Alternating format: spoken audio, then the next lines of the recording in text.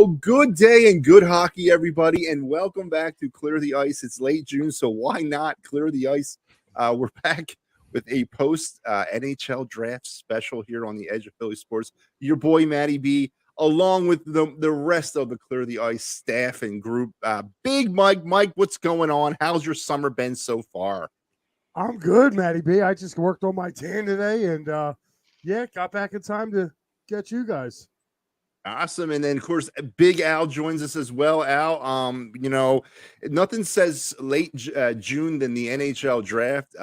It's a different time, a different vibe about this team right now. We'll get into the reasons why.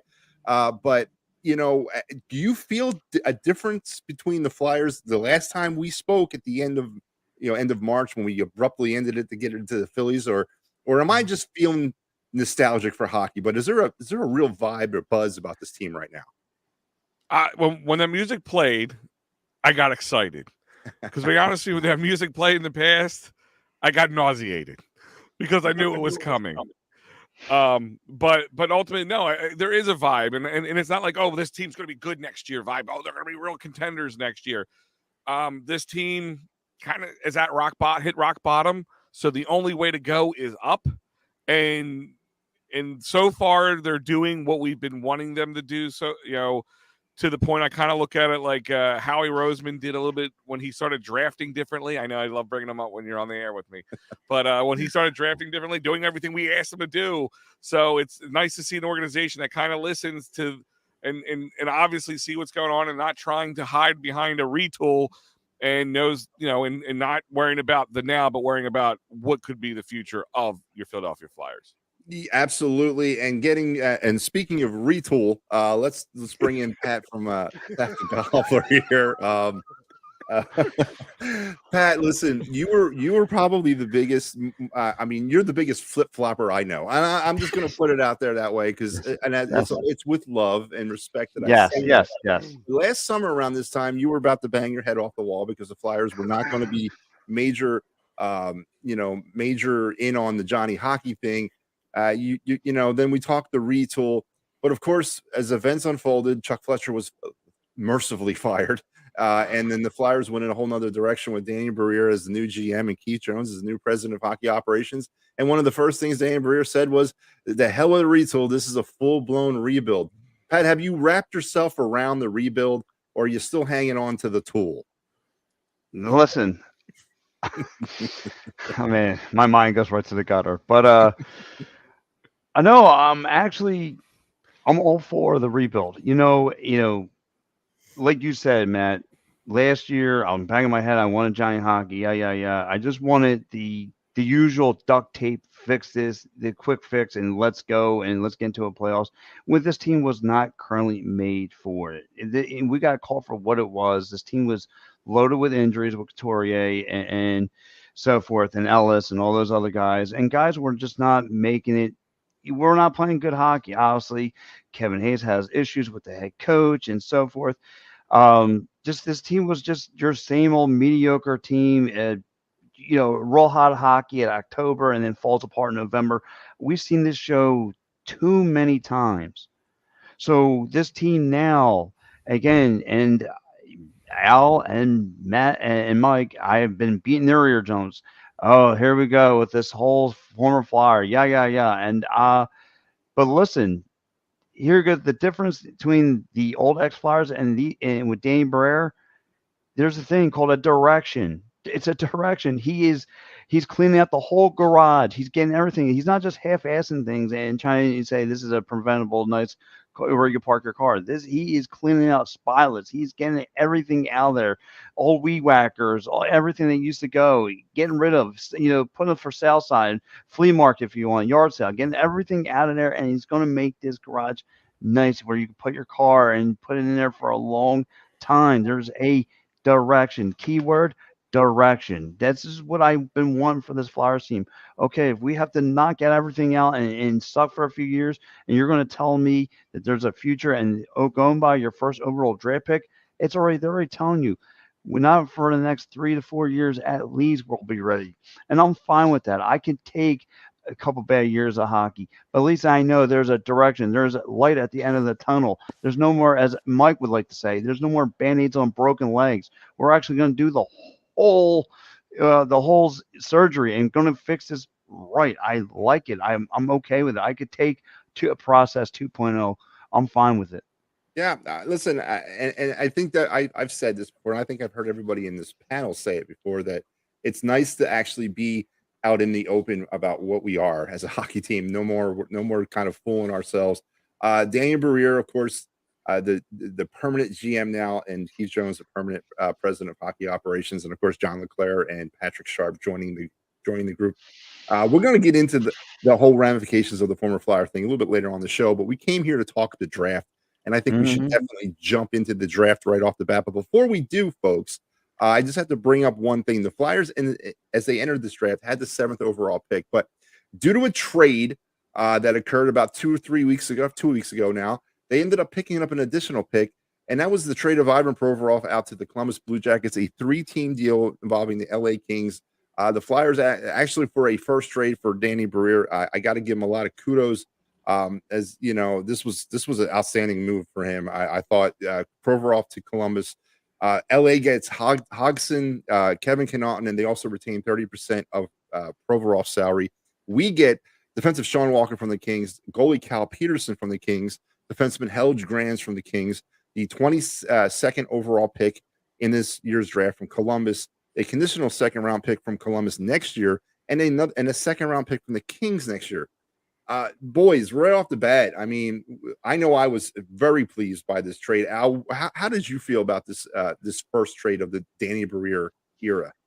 No, I really liked it. And the one thing you worry about with, a new, young, up-and-coming guy like him is, are these other guys, is he going to be bullied around maybe by other GMs? Is he gonna, just sell what he has and kind of take pennies on the dollar type situation? But he went out and got a guy that some people thought was cooked in this town, or wasn't going to be that, wasn't as good as we thought he was, and got a first-round pick, plus some other players who, now granted, some of them were a salary dump and they were just taking on, but some guys who, were touted to be top talent, and maybe a change of scenery could be what they need. So, you might find a diamond in the rough with a couple of those guys that they brought in, but ultimately you got yourself a second first-round pick in the NHL draft, and one of the better NHL drafts that they've had in a long time, a very deep one.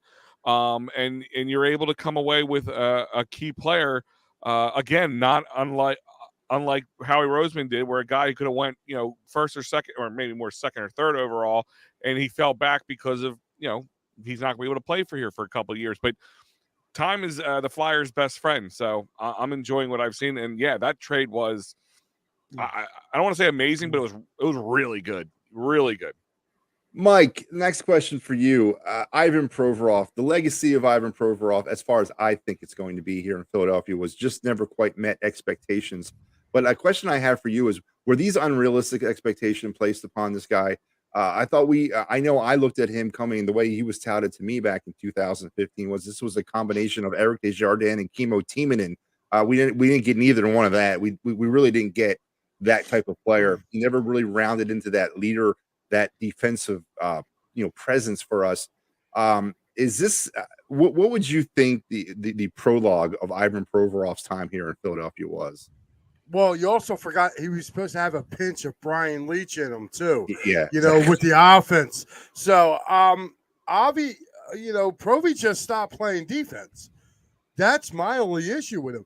He decided to become an offensive defenseman, and it became more of a liability. So, yeah, I can agree with your assessment of him not living up to expectations, because it didn't matter who they paired him with. He was always the guy trying to jump up onto the play, and it hurt the Flyers a lot. Like, how many times did he jump up in the play, and the play went back the other way, and the Flyers were caught shorthanded, especially last year? So to me, it's warranted to say that he didn't reach expectation. And to be honest with you, I know the guy down below that I share Sunday mornings with, like him, I'm glad he's gone. And I'm glad we got a boat back for him, man. And that kid, was it Sean Taylor, I think his name is, that we got from the Kings? I got a couple. Yeah, go ahead. Defenseman. A couple friends of mine had seen this dude play, and they told me Philly is going to love him. They said we got a really good player in him. He had a little bit of a setback this year in the minors, but they said once he's, they feel change of scenery, like Al said. This kid's going to be a fan favorite. He's a big body kid, loves to throw the body, good defenseman. So I'm looking forward to seeing what happens. Yeah, Sean Walker is his name. Sean Walker. That's right. Yeah. All right. Yeah. No, I agree. I think it's a win. It's a huge win. Not only did we get rid of a disgruntled player that honestly never met expectations. We got, as you mentioned, a boat back of draft picks. Got rid of some salary, which is huge here for the Flyers. Definitely a win trade.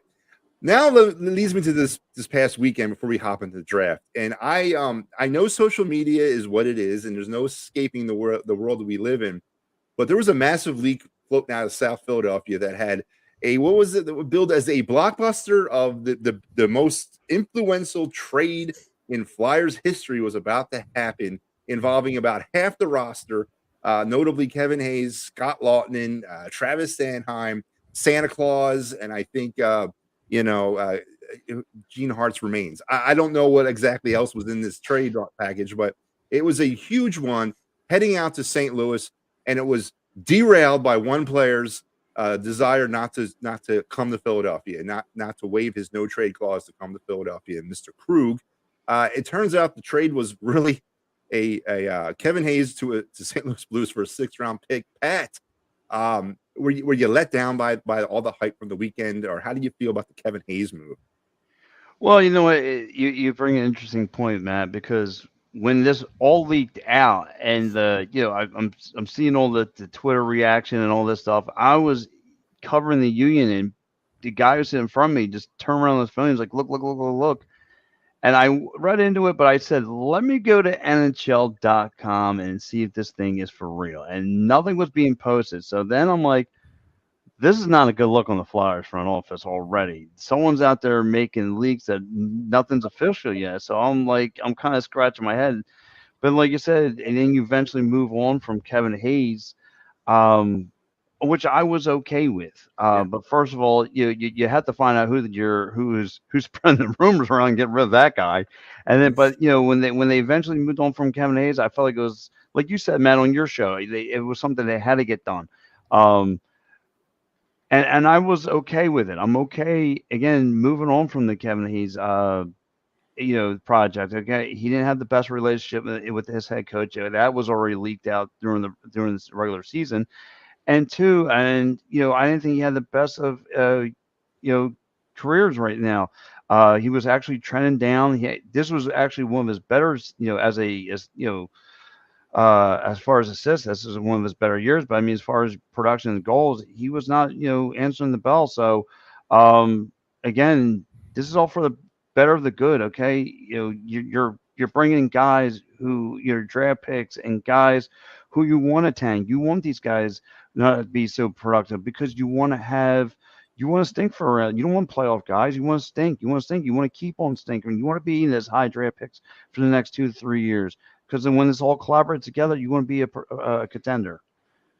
Yeah, absolutely. And I think Danny Briere learned a lesson in trading and how not to do it this weekend. A 6th-round pick, Kevin Hayes to me is worth a lot more than that. But we did dump 50% of his salary, which is huge. Well, I think that's the key factor there. I think it's the salary. And also, I think anybody who was trading for Kevin Hayes knew they got the Flyers over the barrel. I don't think that's a Danny Briere thing because they knew he didn't want to be here. They knew we didn't want him here.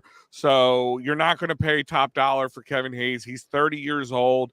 He had a down year, and he wasn't really getting along with Torts and Torts's, outlook and aspects. And they knew that you weren't going to, take him for a ride a little bit. And he had a really bad contract because of Chuck Fletcher. So he was just trying to undo the best he could do with what Chuck Fletcher left him, the trash that he left him. Absolutely. No. And again, I look at this holistically too. I think this is a part of a bigger picture, and we're starting to amass those picks. All right, boys, let's head into the draft as it was last night. Real quick, we got to do something. Yeah, sure. Oh yeah, that's right. I'm so sorry. That's right. I keep on forgetting to pay the bills. Listen, with the Flyers schedule, of course, dropping this week. Not only are they drafting and trading and rebuilding, but the schedule dropped.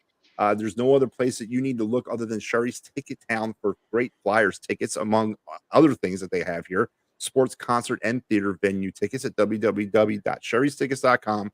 Family owned and operated since 1946. Save an additional 10% when you enter the promo code EOP10. That is Sherry's Ticket Town. Head over there now. So yeah, you're right. Anyway, let's get to the draft. All right.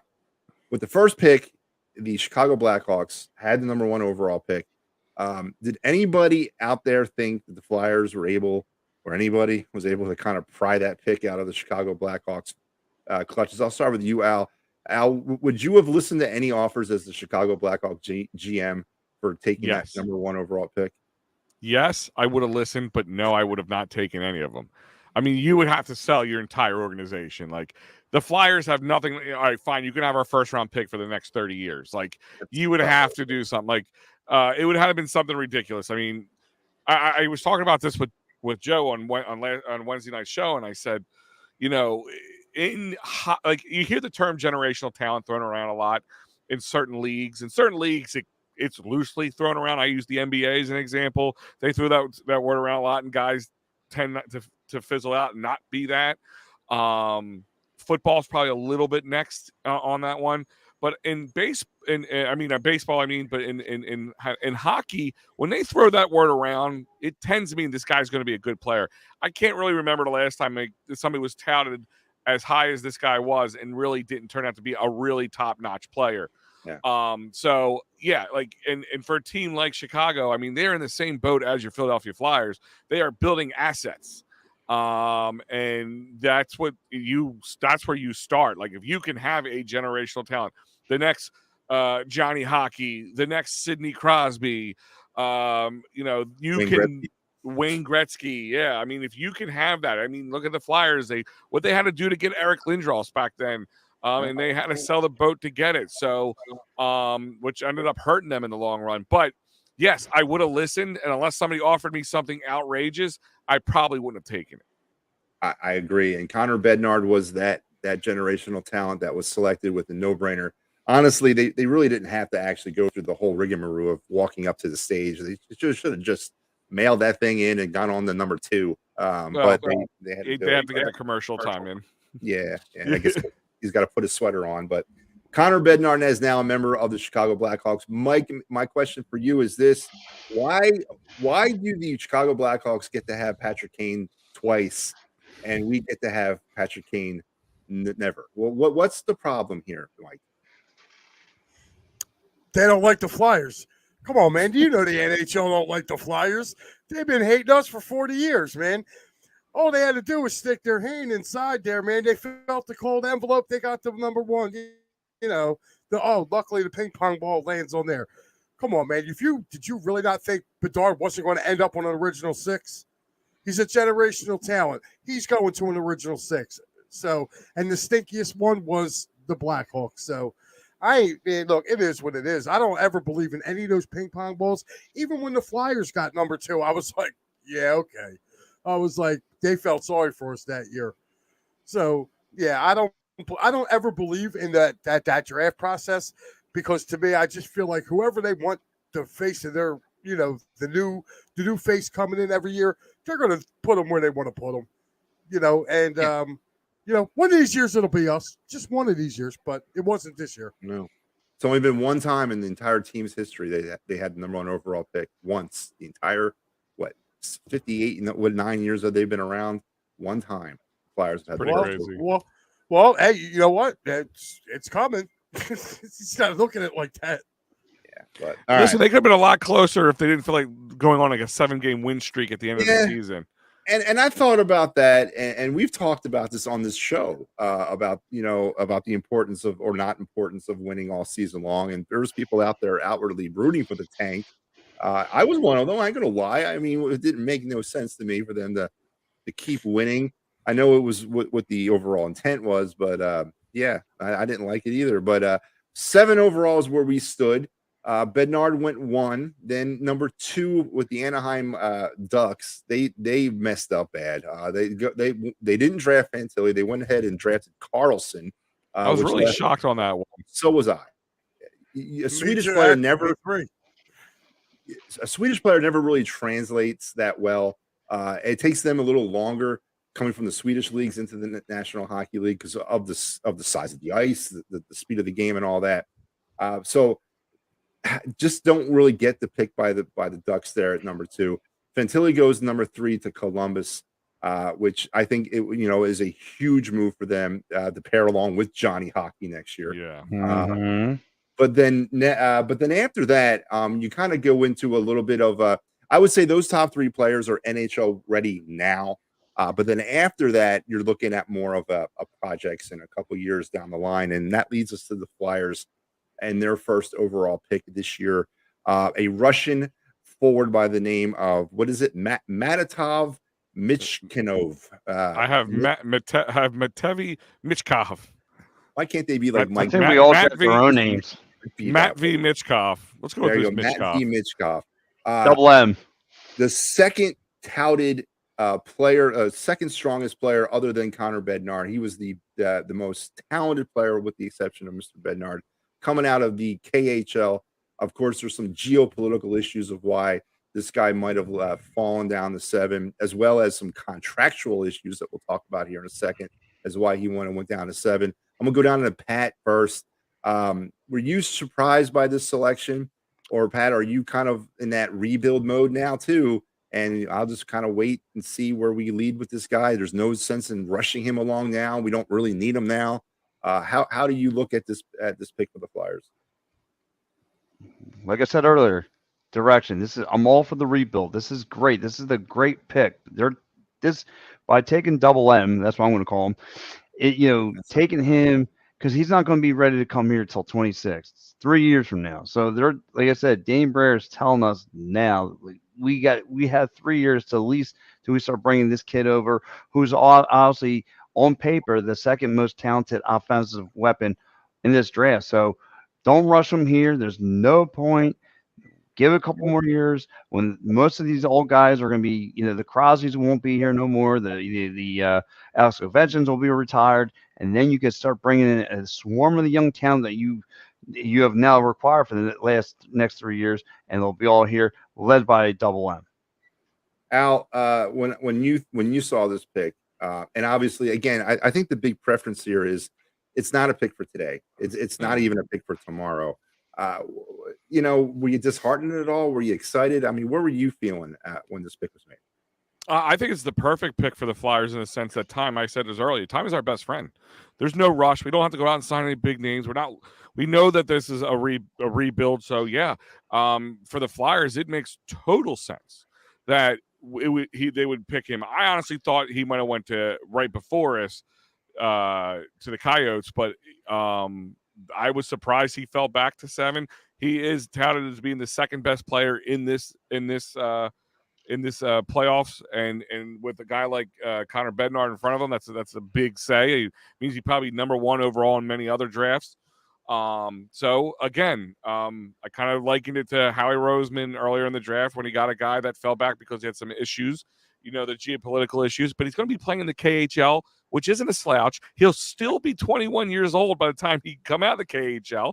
And if they really want him, if this team somehow turns it around, they can buy his ass out of it. Let's be honest. Yeah, and the KHL is the 3rd best league in the world. I'll give it that. You got the NHL's number 1, the AHL number 2, and then you got the KHL. So I'll give that.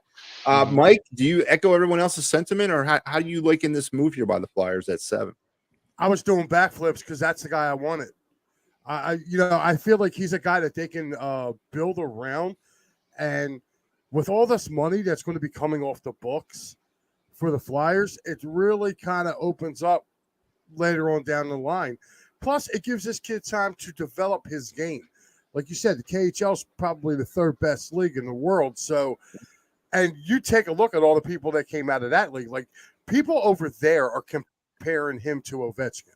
And they're saying he's going to be better. I actually watched his interview, and the kid had this confidence about him that I just was like, wow, Like, he's really beyond his years. So I'm looking forward to it. And he was the guy I wanted. If it wasn't him, it was the guy who went after him, which was the kid that went to Washington. We were talking Leonard? about him. Leonard, yeah. Yeah, I wanted Ryan either one. I either wanted one of those two, because I feel like they're what the Flyers need going forward. And hey, he dropped down. Oh well, those other 4 teams or 5 teams in front of him who didn't pick him. This kid's going to have a chip on his shoulder. He knows he's probably the second best in this draft class, and he should have went number 2. And he realizes that kid's going to come with a chip on his shoulder. Yeah, and I profiled the top 32 players that I thought were going to get drafted this year back in October or November, actually. And I had double M. I like that, Pat. I think I'm going to go with that. I had him at 4 overall, and my little profile on him was nothing changes for this uber talented star in the making, but will that star ever shine over North America? That was my take on him. He is definitely that type of talent of a player, but it's just one of those hardcore realities that we're just not ready for him yet, and he's ours now, but we just have to wait patiently for him to develop. He seemed very emotionally overcome with being a Flyer. And by the way, guys, those were the new jerseys, right? Those were the new old jerseys that they debuted on draft night. So what do you guys, I know we saw them already, but Al, what's your take on the jerseys? Did you like them? Absolutely. I mean, the burnt orange jerseys. I think and it was funny. I think it was when me and Fred did a show on EOP, like maybe a week, 2 weeks tops before they announced that they're putting out the new jerseys. And we talked about like our dream. What would our jerseys be for all 4 major sports? And I said I would love the Phillies if they were full-time uniform was the powder blue and the maroon. The Eagles keep the midnight green. The Sixers keep the current color scheme, but the Flyers go back to burnt orange, and then they announce it. So, yeah, I mean, it just kind of brings back to a time when it was a little bit grittier, pun intended, I guess, hockey. And, it was like the Legion. Yeah, you think of the Legion of Doom. You think of John LeClaire. You think of all those guys, even Jonesy and all them. Like those guys who played on this team. And when this team was always on the lips of people about the playoffs, a team that you didn't want to play because even if you were going to win, you're going to earn that win. And it's just funny to watch a Russian come in here and put a smile on Phillies' faces, because I don't care if you're a Rocky fan or an old school hockey fan, the Russians last time they came in here didn't leave very happy. No, they didn't. And he doesn't speak English, so hopefully they work on that before he comes over. No, but his translator said he wanted to be in Philly. That's what he wanted to be in Philly. He's excited to be a Flyer. He wanted to be in Philly, and he wants to win. Like he wants to win a Stanley Cup. Yep, and I agree. I like the pick too. I think it's going to be great. Pay dividends down the line. So the Flyers weren't done. They picked again at 22, and this time they went defense. And I think a little bit of a reach, in my opinion. They selected Oliver Bonk. He's a defenseman who currently plays in the Ontario Hockey League for the London was it the London Knights? Knights, yeah. London Knights, yeah. He plays for the London Knights. A little bit, as I said, I think it's a little bit of a reach. He's 18 years old. Again, another one of those players who is nowhere near ready for the NHL. Will probably return to London or the Knights next year and potentially play with 2 more years with them. He's only played 1 year with them so far. Oliver Bonk does come with some sort of Flyers pedigree. I mean, his father was a Flyer, but most notably, his father was a really good player for the Ottawa Senators back in the 90s. Go with Pat. Pat, what do you? As I said, I had Bonk as like a 2nd round, maybe even 3rd round talent. What's your take on Bonk's selection there by the Flyers at 22? I like it. I like it. Again, you immediately answered. You get rid of Ivan Provorov and you bring in Oliver Boink to take in that defenseman, and we're going to see if this kid can sink or swim in the NHL, whether he's going to be all for it or not. Yeah, I like the pick. I like his build. He's 6'2", weighs 176 pounds. He needs to probably put on about 20 pounds, but I like the height. Al, was this a Flyers pedigree pick, or how do you like this selection?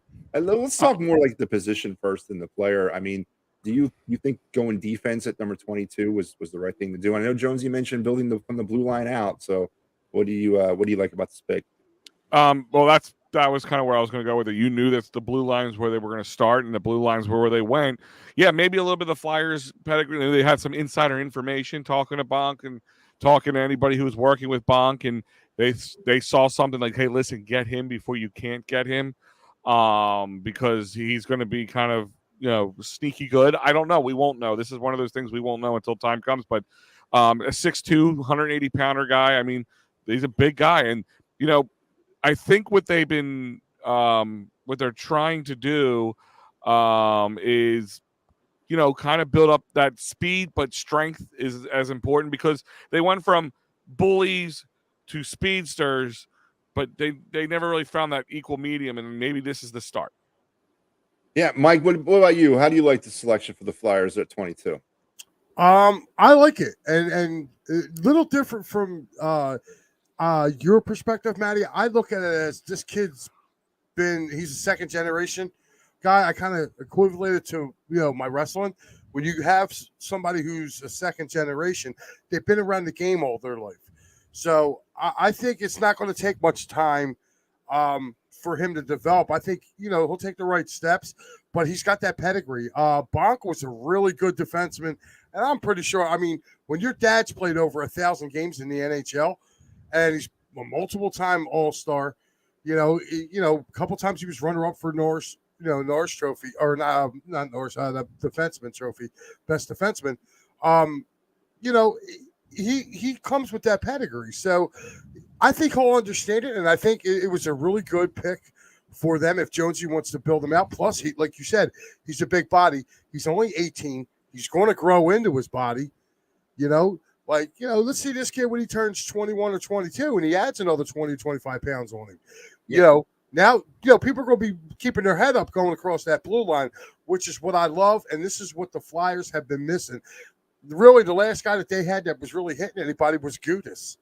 If you really look at it, these defense now that they have, guys like York and, Sanheim, they're all quick guys. They need that big bruiser. So, yeah, they do. And perhaps the Flyers are trying to channel their inner Chuck Cook here and maybe tap into that type of family tree. But, I think it's one of those safe picks, as you mentioned. Everything seems to be a safe pick these days with kind of time on our side. He'll spend at least maybe 2 more years down there in major junior hockey in Canada and kind of go from there. The Flyers had 8 more picks remaining after the first night of hockey. And, what I love about the NHL draft is they resumed at 10 o'clock this morning. They weren't messing around, man. They're going to get this thing out. We're not going to wait till 7 o'clock at night. But the Flyers were back on the clock in the second round at pick number 51. And to me, this is the part of the draft where it gets really, really interesting. And this is where the Flyers decided to go at 51 overall. They drafted a goalie by the name of Carson Bednarckyz. I'm sure I'm not saying it right. He's a 17-year-old, and he's played so far 2 years of major junior hockey in Canada in the Western Hockey League with the Brandon Wheat Kings. 2 years. So that means he's got maybe 1 more year left of major junior hockey, and then it's on to the pros. Let's start with Al on this one. Were you surprised the goalie here? I had him rated as my second highest goalie of this draft. Al, what do you like or don't like, or what kind of piques your interest about this pick at 51 by the Flyers? Well, what piques my interest is what piqued their interest. I mean, they switched with the 51st goal or 51st pick with Chicago. They traded in for that. They gave up their 6th round pick this year and then a 2nd round pick next year for it, which we knew they have an extra one coming anyway because of the Pro V trade, as we talked anyway. I don't know. I mean, I don't know too much about him. He's a left-handed guy. I mean, obviously they're into him. Maybe it's a little telling of what they want to do with Carter Hart. They have a couple goalies already in the organization. They brought another one in with the Pro V trade. So obviously what it shows you is that they're kicking all the tires on these goalies, and they're going to make sure if we're going to lose Carter Hart, a top-tier goalie, we're going to have another 1 or 2 in the waiting. Yeah, and Mike, this to me is kind of smacks of like, and I hate to do this, but I will. of drafting Jalen Hurts when you're about to pay out Carson Wentz on the first year of a massive contract extension. This kind of has that type of air to it. Mike, how do you feel about the Flyers going goalie when there's so many other holes on this team at 51 overall and trading up to do so at that? Well, just like how he drafted Jalen Hurts, he also traded Carson Wentz and got a first-round pick. Yeah. So if, Danny could channel his inner Howie and move Carter Hart and get some draft. Make me throw up, man. All right. Let's stop talking about Howie Roseman like that, please. All right. But I'm just saying, if you can, but if he can, though, Carter Hart is a very high commodity. I don't care what anybody says. I argued with a guy who told me, he gives up 3 goals a game, and he was a Sabres fan. And I went, if you watch the Flyers this year, you knew he had no defense in front of him, and he only gave up 3 goals a game. Like, the guy literally was target practice this year. So he's young. He's going to be able to get moved. You're going to get some nice draft capital back for him. You have the kids, what's it, Sorensen? Or, the kid that played, they kept calling him up and down. Urson? Sandstrom. Yeah. Sandstrom. Urson. Yeah, Urson. That's who I'm. He played really well. And I felt like, and Pat even said it too, we felt like he kind of pushed Carter Hart a little bit this year for the way that he played. You got him in the pipeline. Now you got this kid in the pipeline. Which, by the way, 17 years old, already got 2 years, of hockey in, and he's only got 1 more before he's going to have to go pro. I mean, that's saying how good he is. So you have him, and then like you said, like Al said, you have the goalie we got in the Provorov trade. Then they will go and draft another one. Listen, you can never have too many good netminders, because if you have good netminders, eventually you can settle on the ones that you want. The ones that you don't want, you get more equity back in return. So I like what they're doing. I know they have a lot of holes, but you know what? They also have a lot of time now to fix these holes. Like, they're telling you, we're not going to be good. We're going to be there. So it's going to give it, I love everything what's going on right now with the Flyers. I know me and Pat argued. Al was right there. I don't know how many Sundays ago we were arguing because same old Flyers. I'm like, dude, it's not. And I had to tell other people on this network too about the same thing. Like, Briere cut his teeth for 6 years or 7 years away from the Flyers in somebody else's front office. You know what I mean? Listen, I want to reserve. I don't like the look of former Flyers, and Tortorella said it himself. And I got kind of offended when he kind of questioned why people are so anti this and what's the problem with having former Flyers come here. And you guys mentioned it over the weekend. It's former Flyers that drove this organization into the ground. And I there's no other way I look at that. Bobby Clark, Paul Holmgren, Ron Hextall, and such ultimately failed in doing what they were supposed to do for this organization, this franchise. And we haven't won a Stanley Cup going on 49 years or 50 years now. One of the panels is coming off next year. So say what you want, and I'm not saying that you shouldn't give former Flyers a chance, but we got some PTSD about that. At least I have some PTSD about former Flyers running the show here. So I think patience is what I'm asking for. Yeah, but these are different Flyers, though. Like, these that's what I'm saying. You're right. They're different. The guys who ruined this team in the past, they were all the Broad Street Bullies. And the reason why they kept going back to them is because they're the only team that won a cup.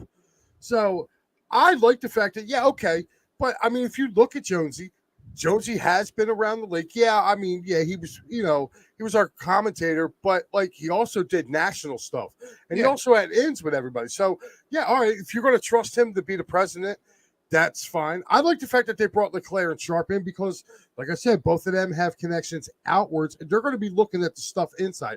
They're not going to be pulling the trigger on anything. They're just going to be giving feedback of like, hey, this dude can play, this dude can play. This guy can't, get him out of here.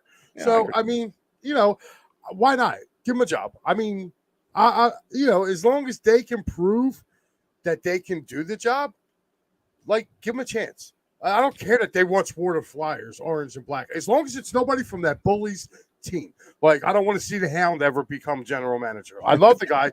Nice guy.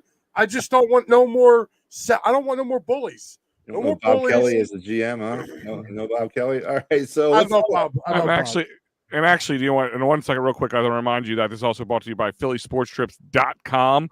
Check them out. All the away games for the Philadelphia Eagles are available, but they are selling out. Buses are filling up. Phillies are coming off a sweep of the Chicago Cubs. So if you want to go out to their next, that's where they were just out there. So they're good luck. Go out with that good luck charm. Head out to Pittsburgh for July 28th to the 31st for the PNC trip. And also the Flyers will be outdoors again for the Winter Classic. There's a trip for that as well. So check it out. Go to PhillySportsTrips.com. And to kind of go off with what you guys are saying, I agree with Mike in the sense, like, Matt, I get it. We all have PTSD from this thing. And I at first, my first reaction was, I'm like, oh, come on. Like, really, guys? Like, break. But we also came off a group of guys who were not Flyers guys, and they drove this even worse into the ground. Yeah. So I look at it this way. I agree with Mike. Listen, the oldest guy out of the crew, I guess, is what, Leclerc, maybe Leclerc or Jonesy. Okay. But you got Briere, who is more in touch with the younger guys. I think you got Jonesy, who has just watches every ounce of the NHL before, because if he's commentating, he knows his stuff. People have come to him. It's been known that he's come to him and talked to him about possible trades. Like he's been looked at as this kind of, see all, tell all hockey expert. So, and like you said, Sharp, he had a cup of coffee here, right? But when he left, I had another, if I said to you, I said to Mike, I said, I said, I'm going to bring in a guy who had 3 Stanley Cups, who won gold medal in the Olympics. You'd be like, yeah, bring him in. We need that kind of caliber here. Well, you got him. Patrick Sharp. There he is. He won a Calder Cup with the Phantoms. Like, okay, oop-de-doo. That's not a former Flyer to me. So in my eyes, it's like, I accepted it. I get, Matt. I get how you feel. And I'm going to be a little reserved about it. But so far, they're saying the right things. I don't care if you're a former Flyer or not. As long as you're saying and you're doing the right thing, let's go for it. Absolutely. And as I said, I welcome their shot at fixing this thing. Let's wrap this draft up. We got a couple other picks I want to really circle around to. Let's go right into the next one. Right after taking a goalie at 51, the Flyers then at 87 in the third round struck again with a goalie, Igor Zavragin. They really need Zavragin. Okay, I'm just going to call him Igor Z. Because we already have an Igor Z. I was going to say, don't we already have another Igor on this? Yeah, we have Igor Zamula. Yeah, I can't call him Igor Z. Or we can call Igor Zamula and the other guy Igor Z. There you go. We can do that. There you go. He's another 17-year-old goalie coming to us from the MHL. Another Russian. Another Russian. Again, I want to throw this up, a softball question to Al. Maybe I was reading too much into the first goalie they picked, but am I really starting to read some things in when they go with the next pick with another goalie? What's going on here, Al? I think they're on. Listen, I think Carter Hart's out the door. I mean, I think it's just a matter of time. Is it going to be tomorrow or the next day? Is it going to be by the trade deadline, the end of in this season? Is it going to be at the end of this season? God only knows. I say you trade him as soon as possible, because if you're going to put more young players, guys in front of him, he's going to look worse. So maybe his trade value decreases a little bit. Trade him now, get him while he's high. You have plenty of goalies to work with.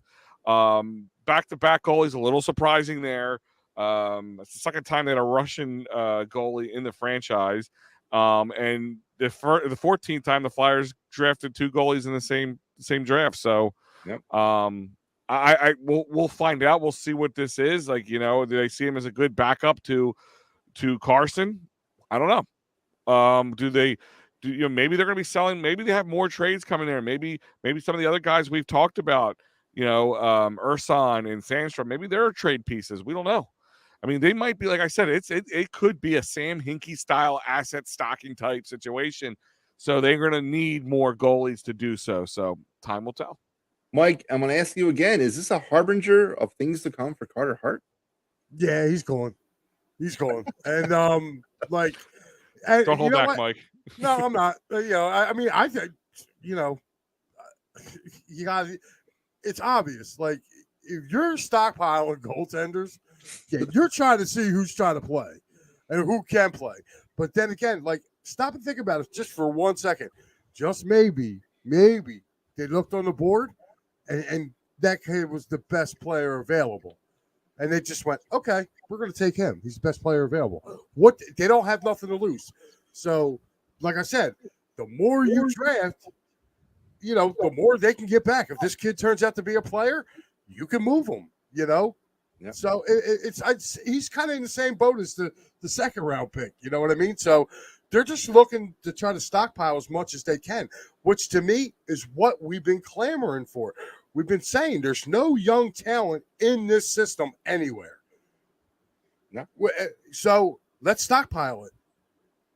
If we have to trade it, we trade it. If not, hey, we got pieces. Yeah. So now the Flyers picked again at 95, third round. They took a center from the London Knights, another London Knight, Denver Barkley. At 103, they took a center again from the Fargo Force of the United States Hockey League. Cole Knuble, which there's some Flyers pedigree right there. A former Flyers son. Al, is this a matter of them going through the directory and saying, you know what, hey, let's we like Corey, so let's take the kid here. What do you think? Or is it just one of them things? He was the best player available for them at that time. I think it's more that. Again, maybe you get a little insider information having a former Flyer guy who's, played 300 plus games for Philly in the past. And Mike Knuble, I mean, he's, you worry about that. You see it twice, once, okay, whatever. Twice, okay, now it's becoming a trend. But at the same time, maybe he was just that good. I mean, these guys are all getting older and they're having kids and they're growing up hockey players, and maybe they're going to grow into be good hockey players just like Dad did. I mean, it's that one type of sport where there's a good chance your kid's going to play that sport. And as you see, like we're talking about 17 and 18-year-old kids here. One guy who's ready to play professionally, he's been in junior hockey for so long at 17. I mean, these guys come out in diapers and skates. Like they don't, it's a lot different thing. So I don't look into it too much. Like if this was the Eagles, and we're like Jalen Reagor type situation, and we're seeing a couple guys drafted, they're all former Eagles, playing, I would worry a little bit more. But when it comes to hockey, it is a born and bred thing. Like this is something you do from birth. And if they're good enough, they are going to be drafted. So in my eyes, I'm not worried about it. And the Flyers wrapped the draft up, picking at 120th overall in the fourth round, Alex Cernik. He is from the Swedish League. Then they did Carter Sorensen from the Portland Winterhawks of WHL, a defenseman. Ryan McPherson at 172, a center from the Leamington Flyers.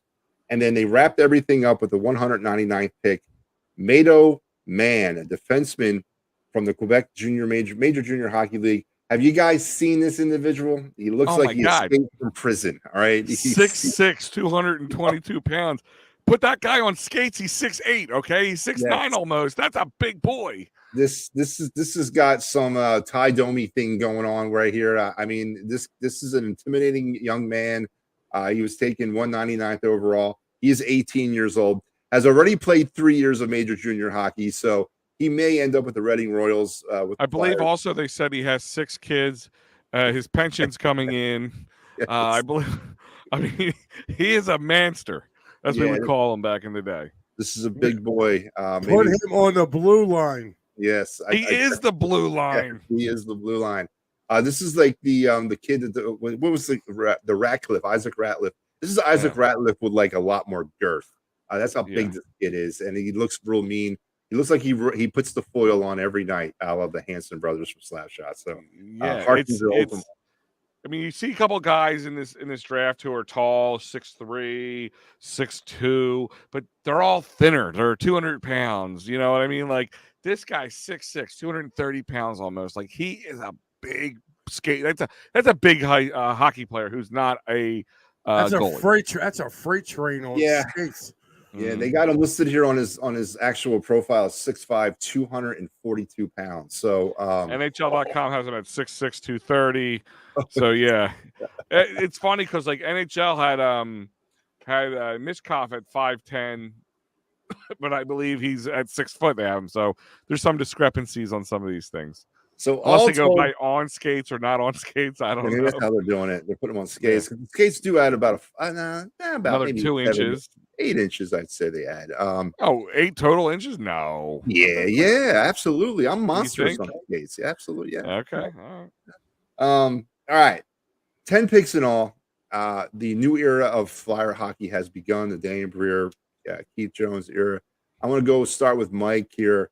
Now that we've again cleared the room, it is a rebuild. It is not a retool. We're not slapping band-aids. We're getting rid of assets to get assets. We may be 5 years away from 5 years, but Mike, what is your outlook, or how do you feel about the Flyers? Even though this season will probably be another wash, is it refreshing that we're finally admitted to ourselves of who we really are? Yes, it is refreshing. Flyer fans are going to be Flyer fans. That's one thing you will definitely know. I'm just hoping that they go to the building this year, even though that they're not going to be as good, because the scene last year with the Rangers fans coming down and taking over, that was just hogwash. So this is what all the Flyer fans have been clamoring for. We got to break it down. We got to retool. Well, guess what? You got to start sometime, and we started. So, yeah, they're not going to be good, but go down there, give these kids your support, man. And I love everything that was done, Maddie. I really do. And I think, like Al said earlier, we hit rock bottom. The only place you can go up. Right. Yeah. Al, with all these draft picks and then the rumblings and grumblings this summer about the trades, we've already moved off of Ivan Provorov. We've moved off Kevin Hayes. Scott Laughton's name is still floating around. Travis Sanheim is a big name. Carter Hart's another one. To a lesser extent, I've heard Travis Konechny and Joel Farabee as well. What are you looking, and now that we focus, now we're going to switch our attention to the free agent market and the trade market.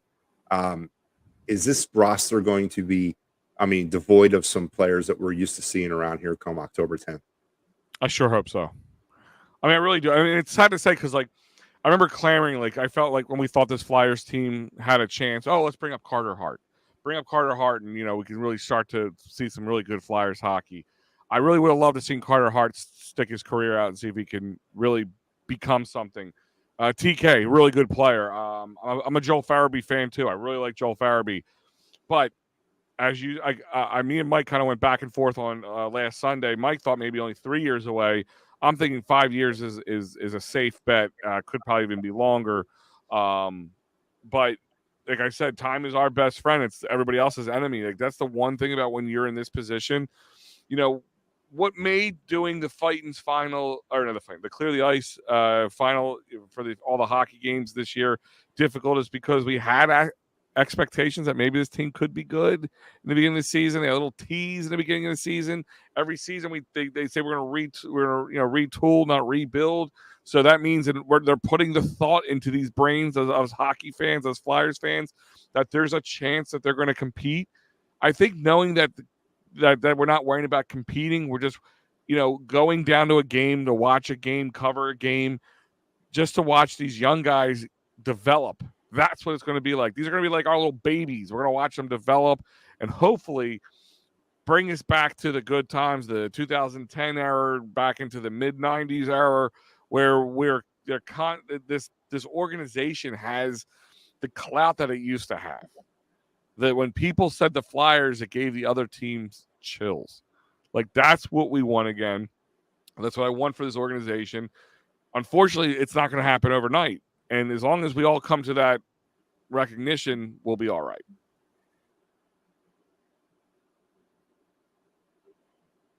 I don't know how you describe this.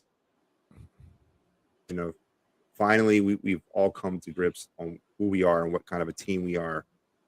That satisfies me right now. It does. And there's a process to this. It's not an overnight thing. You might want to think we wasted some time, but it is what it is, and we got to start somewhere. And this is the year.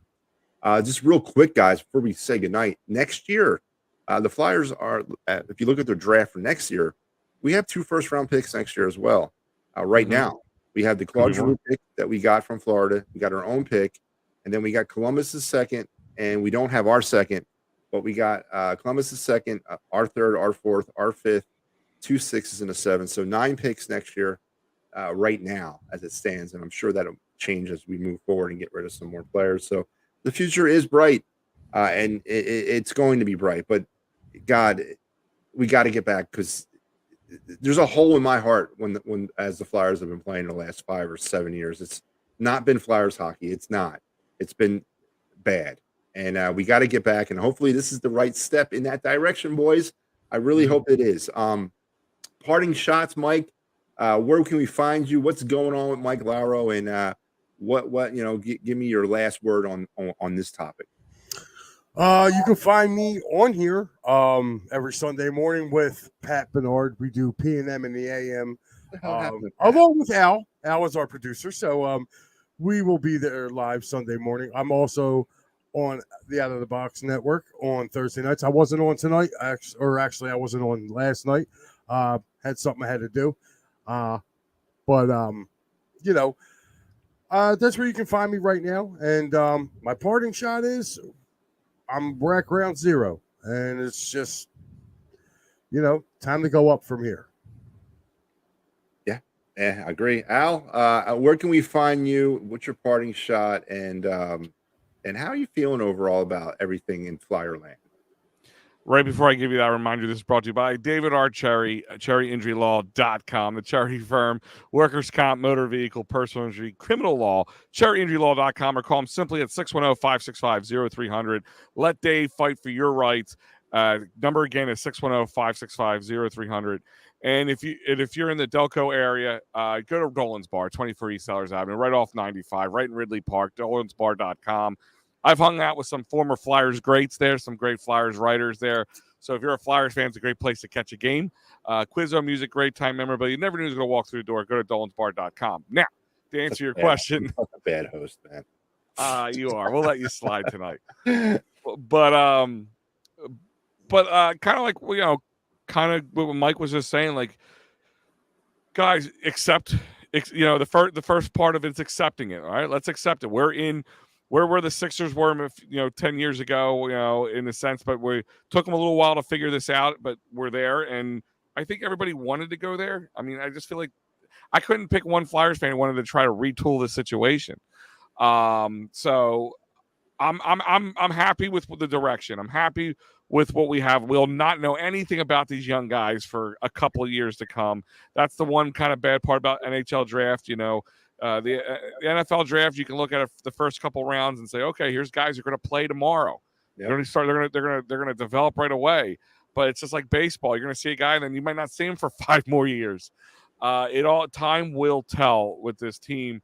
But the beauty of losing in this sense, like if knowingly losing, is that you're going to see guys get chances who probably wouldn't get chances if you're retooling, who then you would stifle their growth. So then now you can sit there and you can watch them grow. We can watch them hopefully become NHL greats one day and be wearing their jerseys. Yeah, that would definitely be the end state of everything. And of course, you guys can find me on Edge of Philly Sports. I host my own show, Talking Philly Sports, Matty B. I also do some hosting with the Fight is Final and here on the Clear the Ice, and all a bunch of written stuff too. So I agree with everything you guys say. And October 10th, those boys circled on your calendar. Flyers will be on the road, and they will be facing off against Ivan Provorov and Fantilli as they will battle the Columbus Blue Jackets to start the season.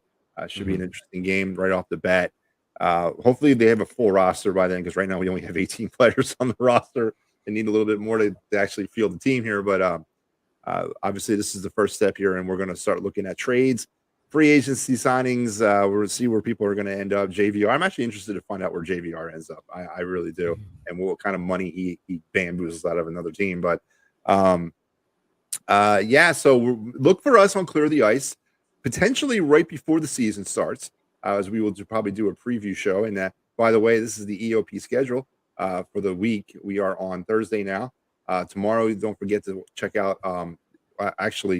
Should I? Okay, actually, this is Thursday night. You're gonna be watching this on Friday, but this is Thursday. We pre-recorded this. I'm not gonna lie about that, but make sure you're watching this tomorrow, as well as the Steel Steps, the new show on wrestling, and the Fight and Final covering the Nationals game, and then everything heading into your 4th of July weekend that we have here on Edge of Philly Sports. If you cannot find it It doesn't exist in Philadelphia sports. You can't find it on EOP. Remember that. So, gentlemen, it's a pleasure and it's an honor. Let's go. The new era begins today. And for those of you out there, good night and good hockey.